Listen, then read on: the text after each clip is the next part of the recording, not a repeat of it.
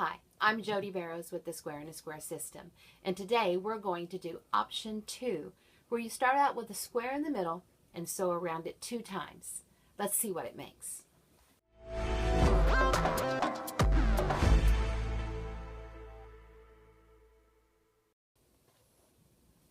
This quilt is called Disappearing Star, and you will find it in the Square in a Square reference book that I always refer to and say this is the must-have book for the system. This is the option 2. See how we started out with the square in the middle. We sew around it 1 time and trim it up, leaving the 1/4 of an inch. Then sew around it again, trim it up the same way, leaving the 1/4 of an inch. And then just set it together with another large square. This is a great one when you have a focus print that you don't want to cut up. You want to leave it in a big unit. And this quilt you can put together in about 8 hours using the marvelous, magical Square in a Square system. It seems like I'm always showing or teaching how to make the basic square. And that is your square in the middle with the strips on the side. But that's how every quilt is made. This is the main construction of every quilt, no matter what triangle unit you're using of the Square in a Square system. You want to start out with a square in the middle and put the strips on the side. Now, of course, the sizes of your squares and the colors are always changed depending on what quilt you're working on, but this is the main construction of every quilt you make, and we call this the basic square. So to get the basic square, you want to start out and have your squares and strips cut, start your strip in the sewing machine, and then just start loading it on the strip, sewing all the way down. It's really important to always leave fabric in your sewing machine and not be ripping everything out and starting a new piece. So when you get down to the end and you've sewn as many as you need, then what you want to do is start a new strip in your sewing machine. So start the new strip in there, put more squares on if you have individual squares, or maybe you're ready to load the other side of the strip. So see how you could come back and clip these off from your sewing machine and then just bring it around and lay it down, making sure that the edges of the square are nice and neat with the edges of your strip.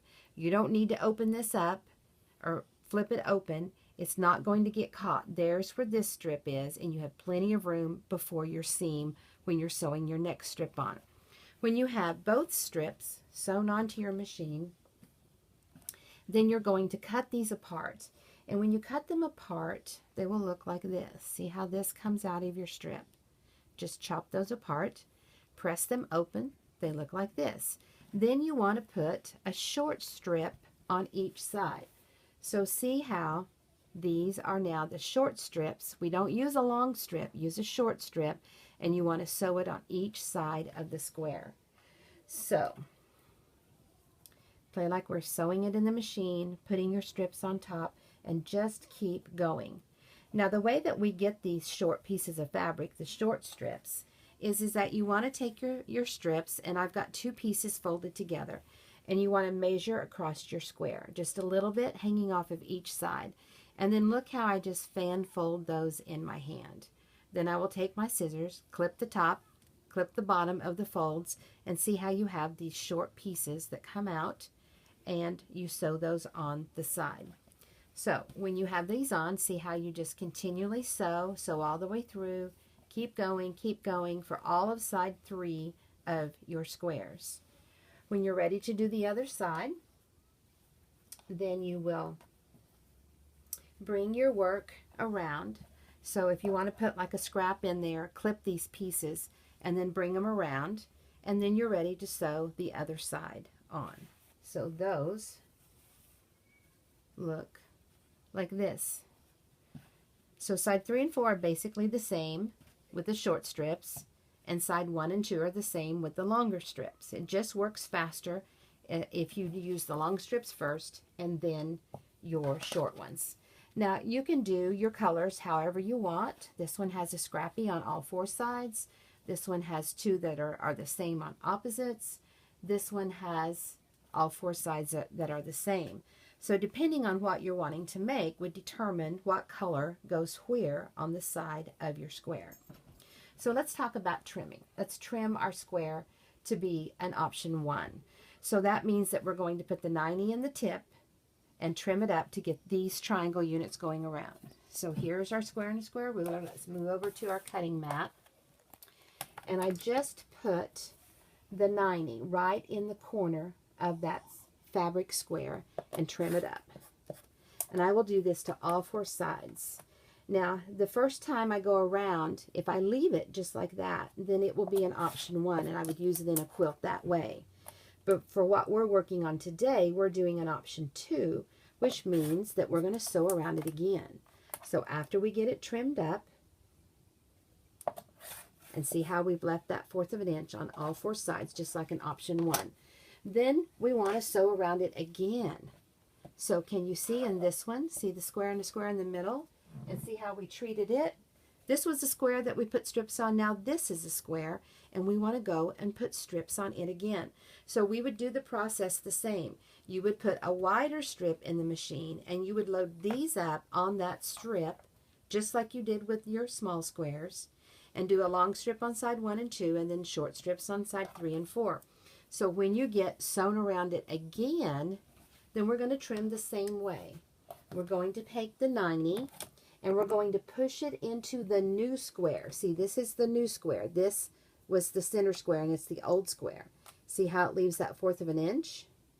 And we want to put it in there and trim, leaving that 1/4 of an inch. And of course, depending on what you're making would determine your colors. And as you go around, you want to keep your unit as square as possible, meaning that the fabric underneath and the lines on the ruler are going to be neat or parallel. You don't want it to be crooked on the outside edges. And you would just continue to go around. And this would be 2 times around. Now, you can sew as many times around as you want. In the red quilt, the disappearing star that we show in this video, this is all we've done. We've just gone around, actually 2 times, and put the solid block next to it. Now let's look over here at this quilt. This is our reference book. We'll come back to it.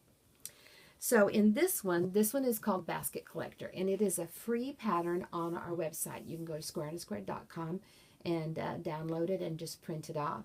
So you can do these on the machine if you want, or do them by hand. But these are all option 2s, and we just did them scrappy. So here you can see the center square that we started with. We put the strips on it scrappy, just like we did the first time here. Trimmed it up, leaving a 1/4 of an inch, and then we got our new square. So now we want to go around it with more scraps. Of course, our square is growing, so the scraps have to get a little longer and a little wider, because see how these triangle units are growing and getting bigger, just like you did here. See how the triangle units are bigger on row 2, so see how our strips had to get wider. But your trimming is the same. You leave the 1/4 of an inch. Then when you have all 4 sides done, just like this, all 4 sides are done on round 2, and this one we go around a 3rd time. So that means we're going to take our unit and we're going to sew strips on it again, the same way. Long strips on side 1 and 2, shorter strips on side 3 and 4. Trim it up, leaving the 1/4 of an inch, and look how you get this 2nd row of the 3rd row for an option 2. And you can sew around your unit as many times as you want to make this block grow as big as you wish. Now let's go to our reference book. The reference book is going to have your options 1 through 17.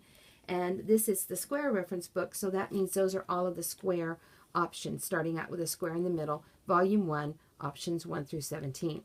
Now when you start in on page 34, it talks about the charts, and this is an option 2, so we want to go to the option 2 chart. So this is an option 2, this whole piece right here, and it has raw edges or cut edges. So let's say that it's 6.5 with these raw edges. That means it's going to sew down into a quilt to a 6-inch size. So if that's what you want, come in here to the option 2, and it says what is the sewn size you want. So we're going to move down here to our 6-inch, move across. The next column will tell you what size to cut your center square, which is here. Let's put this up here like this. So here's our center square. The next column says cut strip of round 1. So this is round 1. You're going around the square the first time. It tells you how wide. And then in the next one for round 2, it tells you how wide for round 2 going around. Now, you can also cheat a little bit. If you want to go around more than 2 times, the option 2 chart doesn't have that. So what you can do is measure your square, divide it in half, and add a half. So if this was 6, dividing it in half is 3. Adding a half would make it 3.5. So that means the next row that you go around for this one that we're looking at would be that 3.5 size. And in option 1, it tells you in the front of the book with the option how to figure your strip sizes on the square. So that's what you would refer back to.